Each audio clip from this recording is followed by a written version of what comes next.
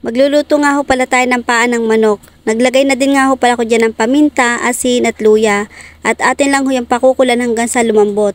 Naganda na nga rin ho pala ako ng ating gagamitin sangkap. Yung sibuyas, bawang, sili, at meron din hong luya.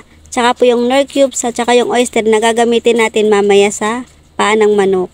Nag-get na nga din pala ako dyan ng pipino at gagawa nga pala tayo ng sausawa. Naglagay lang ako dyan ng asukal, asin, paminta, siling pula at sibuyas.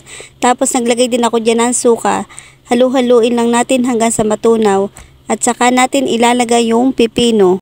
Nag-get na nga din pala ako dyan ng mais. Pagkatapos ko nga ho pala mag-get ng mais, nagsalang na ako ng kawali. Pag mainit na yung ating kawali, maglalagay naman tayo ng mantika. Kapag mainit na, ilalagay na natin yung bawang. Isusunod naman natin yung sibuyas. Halu-haluin lang natin hanggang sa umabot ang bango nito sa ating kapit boarding house. Ilalagay na rin natin itong luya. Pagkatapos nating halu-haluin, isusunod naman natin yung paa ng manok. Isasangkot siya lang natin ho yan para mas bumango pa.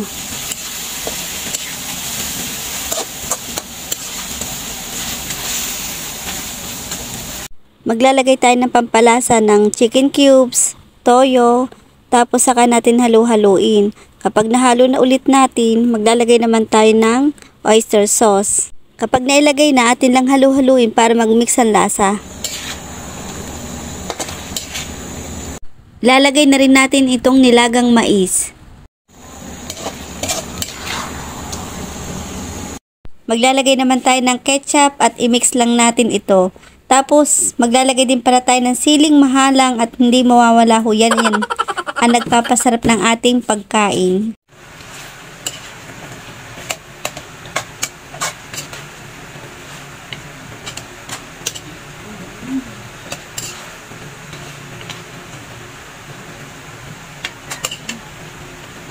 Ito na at luto na yung ating adobong paa na may ketchup with mais. Kain tayo!